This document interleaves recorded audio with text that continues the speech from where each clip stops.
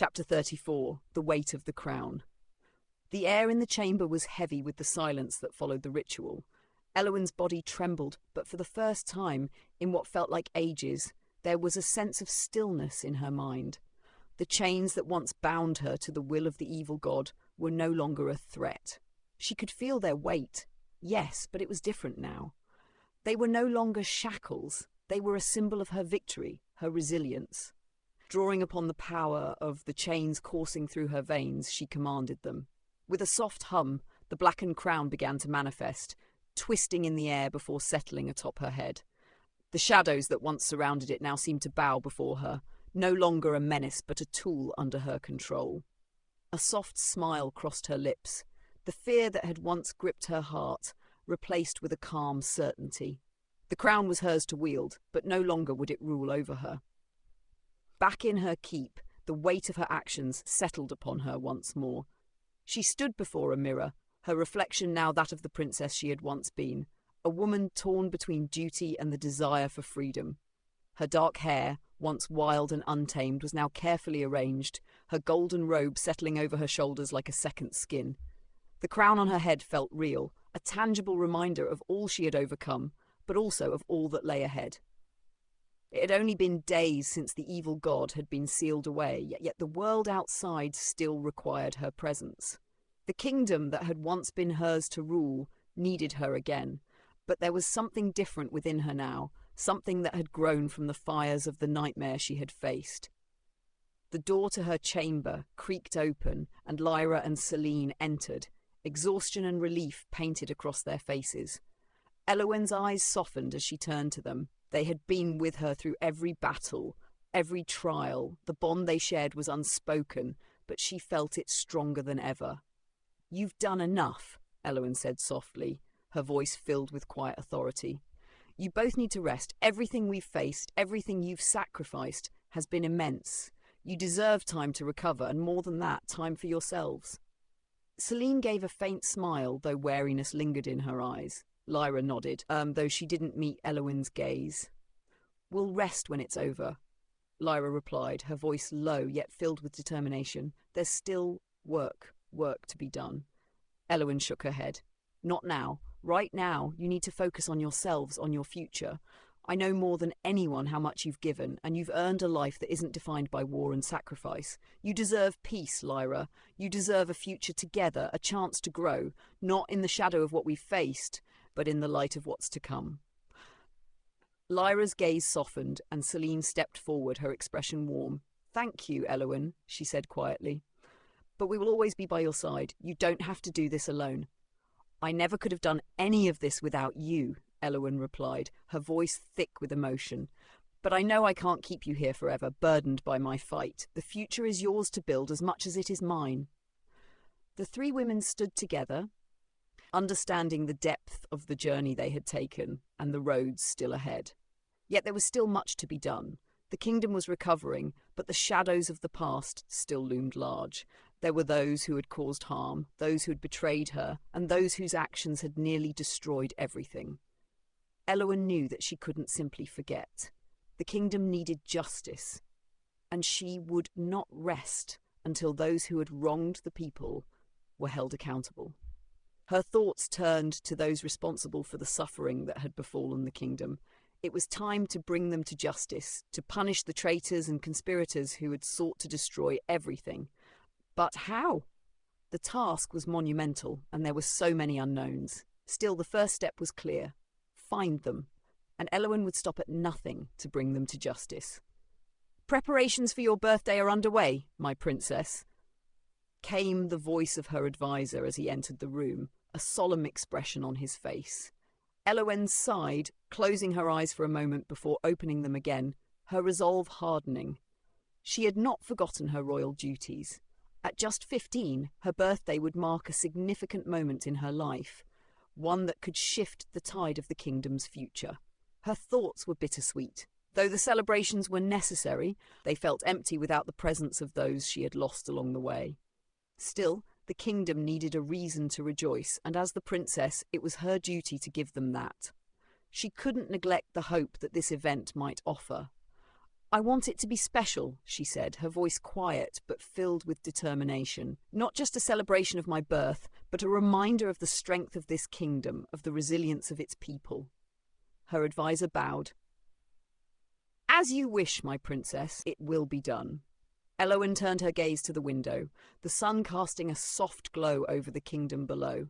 There was so much to do, so much to rebuild. But the weight of the crown felt different now, lighter, even as it still held the responsibility of ruling. The kingdom had been scarred, but its heart still beat, and as long as she wore the crown, she would continue to fight for its future. With Lyra and Selene by her side, she knew that the light would continue to shine, even in the darkest of times. Before the meeting, before stepping into the afternoon meeting, Elowen stood before the mirror, staring at her reflection. The words of the evil god echoed in her mind, every promise, every claim that her fate was inescapable. But as she gazed at herself, something shifted. A realization settled deep within her bones. She was no longer bound. A slow, knowing smile formed on her lips. She would prove it today. The nobles would not expect what was coming. The Great Hall of Elysium. The next day, the court of Elysium gathered in the grand hall, as they always did. Nobles sat in their gilded chairs, their murmurs a constant undercurrent. Knights lined the walls, standing in disciplined silence. Priests in golden robes stood near the great stained-glass windows, the scent of incense and parchment heavy in the air. At the head of the chamber, Prince Alistair, her cousin, sat upon his throne. His presence was steady, a quiet anchor amid the ever-shifting tides of court politics. He had been expecting Elowen's return, but not like this. The doors of the great hall slammed open. Elowen strode inside. Silence suffocated the room. She was clad in the nightmare's image, her armour blackened as if forged from obsidian and fire, crimson veins of molten magic pulsing through its edges. Upon her brow rested the blackened crown, flickering with a darkness that seemed to devour the very light.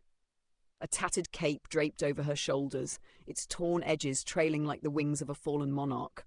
The air bent around her, shadows stretching unnaturally in her wake. A ripple of gasps spread through the court. "By the gods," a priest whispered. Alistair rose to his feet, his expression unreadable. "Elowen?" She said nothing. Instead, she moved. In the span of a breath, she was upon him. Dark energy crackled at her fingertips as a hilt formed in her grasp. Where steel should have gleamed, black flames rose, a blade of fire, pulsing with raw power, radiant faith. The legendary weapon had answered her call. Even she was momentarily surprised by its sudden arrival. The hall erupted. Knights reached for their weapons.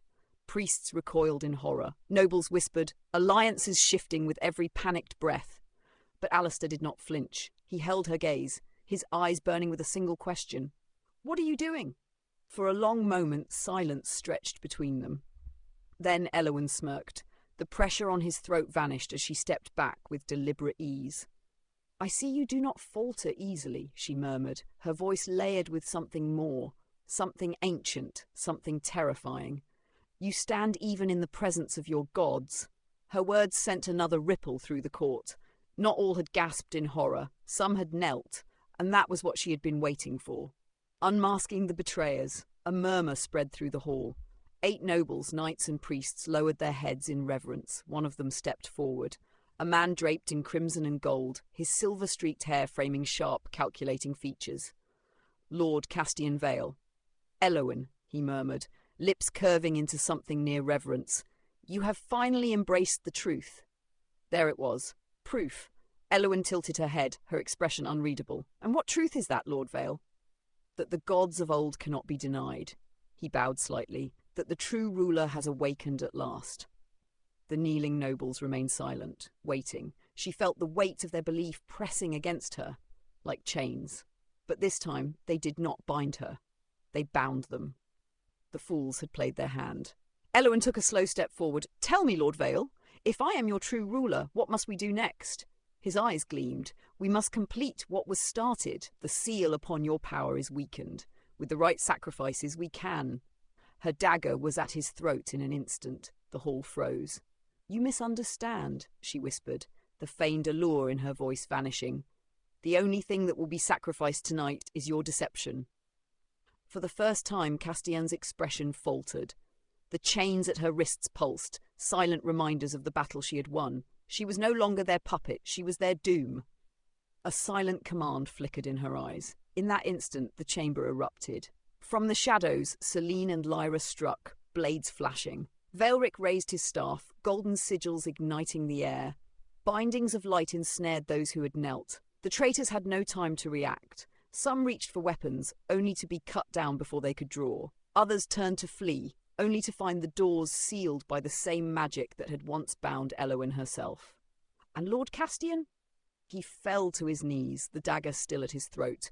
His betrayal laid bare for all to see. Elowen leaned in, her breath a whisper against his ear. You knelt too quickly. Then she kicked him down. The blackened crown flared, and with it her power surged, not as the evil god's puppet, but as its master. Shadows coiled around her, and with one final pulse of energy, the traitor's fates were sealed. The aftermath! Silence! Alistair, who had remained standing throughout it all, exhaled slowly. He stepped forward. I assume you have an explanation for this. Elowen turned to him, the blackened crown fading as she released her hold on it.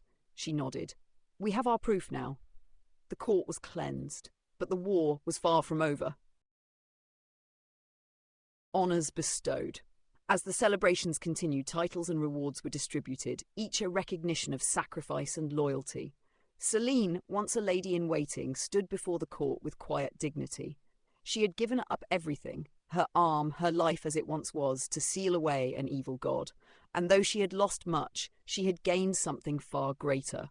For her unwavering devotion and sacrifices, she was granted the title of Baroness Selene of Blackthorn, overseeing a small but vital region near the kingdom's borders. A place of quiet strength, much like herself. She bowed low, but when she rose, her eyes met Elowen's. There was no need for words. Lyra had never been one for titles or grand ceremonies, but she accepted the honour given to her with a rare, genuine smile. A personal archive in Selene's domain, a sanctuary of knowledge, filled with rare tomes and records untouched by most. A place where she could study, uncover secrets, and perhaps one day find another way to rewrite fate itself. Her fingers brushed over the sigil marking her claim to it.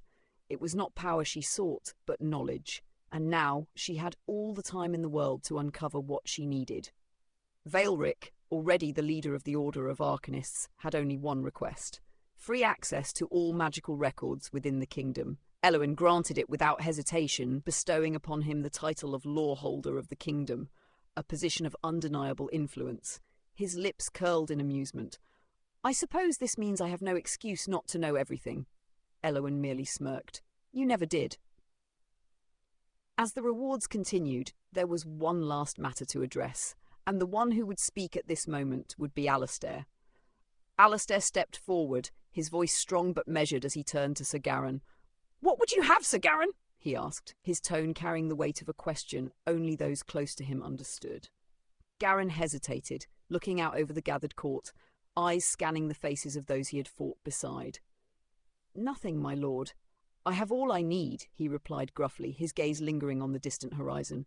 Alistair chuckled, raising an eyebrow. Ah, come now. A night without a request? What would you have, a small token, a piece of land, a seat at the table?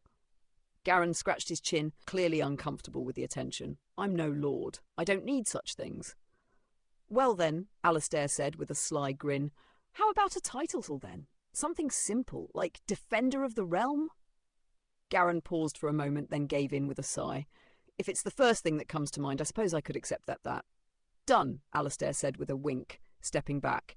See, that wasn't so hard. Punishment. Traitor. The radiant faith blade gleamed with dark flames as it bound the conspirators and cultists of the evil god.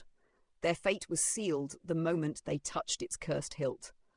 The blade, an ancient relic of servitude, ensnared them all, not with chains, but with a bond forged in black fire. It would force them into servitude to the realm, a curse from which they could not escape. Their wills would be broken, made subservient to the wielder of the blade, their voices still to utter only what was commanded of them. Castian Vale and the 27 other nobles, knights, priests and servants who had conspired against the kingdom would be sent away, hidden from the world forever. They would work not in freedom, but for the betterment of the kingdom, their every action now dictated by the blade's unforgiving command. None would ever see them again. Letters from afar. Master Elric had woken. His letters arrived in the night, carried by enchanted messengers, their parchments still warm from the magic that sent them, though he could not yet return from the Emerald City, bound as he was to the relic that kept him alive. His words carried warmth. He was proud of her, of what she had endured, of what she had become, and he promised one day he would return. The grand celebration of Princess Elowen. The halls of Elysium had never looked more resplendent. Gold and silver draperies cascaded from towering marble columns, illuminated by floating orbs of gentle luminescence that danced like fireflies. The grand chandeliers, once merely decorative, now shimmered with shifting constellations, courtesy of the arcane order's finest enchanters. The scent of exotic flowers, violet star blooms, golden moon lilies, and the rare argent petal gifted by the archfey of the sacred grove, filled the air, each bloom pulsing softly with natural magic, as if whispering blessings upon the princess. The nobles of Elysium had arrived in their finest silks and embroidered velvets, jewels glinting like stars in the candlelight. Lords and ladies from the old centre, garbed in regal blues and silvers, spoke in hushed tones, observing the grandeur with measured approval. The White Mountains had sent their emissaries, warriors clad in silver-threaded cloaks, their presence an unspoken pledge of strength. The elemental tribes were represented by envoys adorned in flame, stone, water, and wind, their garments shifting hues in harmony with their magic. Even the reclusive lower ocean had honoured the invitation, their delegate wrapped in flowing garments that shimmered like moonlit waves. Tables of polished obsidian and ivory bore the kingdom's finest delicacies: roasted pheasant, glazed in honey and wine, rested alongside delicate pastries filled with fruits from the farthest reaches of the realm. Crystalline goblets brimmed with celestial nectar, and towering cakes sculpted like Elysium's great spires stood as centerpieces, dusted with gold leaf and adorned with spun sugar roses. Selene and Lyra stood near the princess, their bond unmistakable. Selene's new blackened metallic left arm gleamed under the soft light, a testament to both sacrifice and resilience. Lyra, mirroring her, bore a blackened right arm, their connection now entwined in both duty and love. They watched over Elowen with unwavering devotion, their hands occasionally brushing as they exchanged quiet smiles. Vaelric and the Arcane Order had transformed the hall into a realm of wonder. Glowing sigils traced unseen patterns in the air, forming illusions of cascading stardust and ephemeral butterflies that shimmered before vanishing into the aether.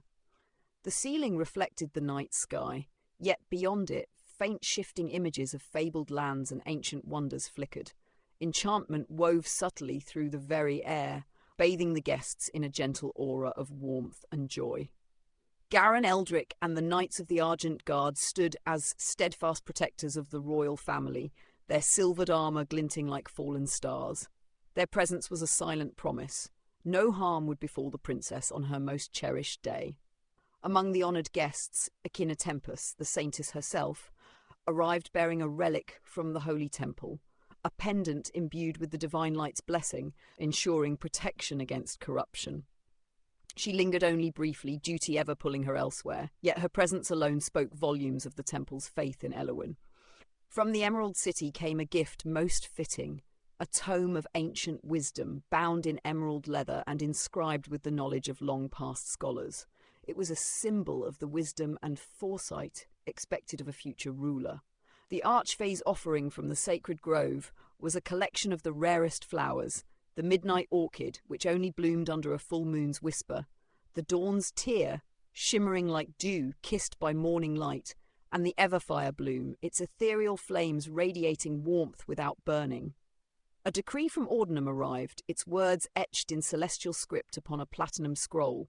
It declared that Elowen's bloodline, once bound by suspicion, would no longer face hostility in the eyes of the Divine Order. Any who sought to harm her due to her lineage would face divine retribution, a proclamation that sent murmurs rippling through the gathered nobility. Among the guests stood Lord Dorian Aldrich, his wife Lady Evelyn, and their daughter Marianne. They presented their gifts with grace. Yet it was Elowen who turned to Marianne with an offer that made the young noblewoman's breath hitch. "Would you do me the honour of becoming my second lady-in-waiting?" The weight of such an offer nearly overwhelmed the shy girl, who had only just stepped into high society. Yet, with a deep curtsy and a voice laced with disbelief and gratitude, she accepted. At last, as the evening reached its pinnacle, Prince Alastair and Princess Elowen took their place at the grand dais. A hush fell over the hall, anticipation thick in the air. Elowen stepped forward, her voice steady yet rich with emotion. "Tonight is not only a celebration of my birth, but of our future. This kingdom stands upon the precipice of change, and I intend to see it rise to its greatest heights. In unity we shall carve a path forward, one of prosperity and strength." Alastair took her hand, his voice a steady promise. "With this union we forge a bond not only between us, but between all who stand within these halls. For Elysium, for its people, and for the future we will build together." Thunderous applause erupted, goblets raised in celebration. The engagement was set. 3 years from now, when Elowen would come of age, she would stand not only as a princess, but as a queen. The night stretched on, filled with laughter, music, and revelry, and for the first time in a long while, Elysium did not tremble with uncertainty. It sang with hope. A kingdom reforged. With the court settled and the future laid before them, the weight of the crown settled upon Elowen's shoulders. But this time she did not carry it alone. The shadows of the past had been purged, the chains had been reforged, and the kingdom stood stronger than ever before. As the night fell over Elysium, Elowen stood upon the balcony, looking out over the city. The sky was painted in dusky purples and blacks, a storm brewing on the horizon. Selene stood just behind her, clad once again in the garb of a traveller, as she had been in the days before her title. Her once pristine and noble attire was now replaced with a practical, weathered cloak of deep grey, frayed at the edges from the trials she had faced. Her left arm, blackened and marked by the runes of magic given by the arcane order, was hidden beneath the folds of her cloak. Her hair, once long and flowing, now hung in a practical braid down her back, streaks of silver threading through the black. At her side, twin daggers gleamed faintly in the light, their hilts worn but steady, a reminder of her prowess in battle. The weight of her past was heavy, but the quiet strength she exuded was undeniable. Lyra stood next to her, dressed in new robes woven from dark silken fabric, their design elegant yet unmistakably practical for a mage of her caliber. The robes were lined with subtle arcane sigils that shimmered faintly with power as she moved, and her staff, a slender rod of silver and obsidian, rested in her grip. Her once pale skin had become even more so after her sacrifice, the light reflecting off her metallic black right arm as it glistened in the night's glow.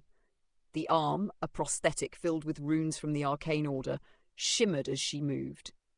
Marianne, the youngest of the group, entered last, her steps hesitant but sure.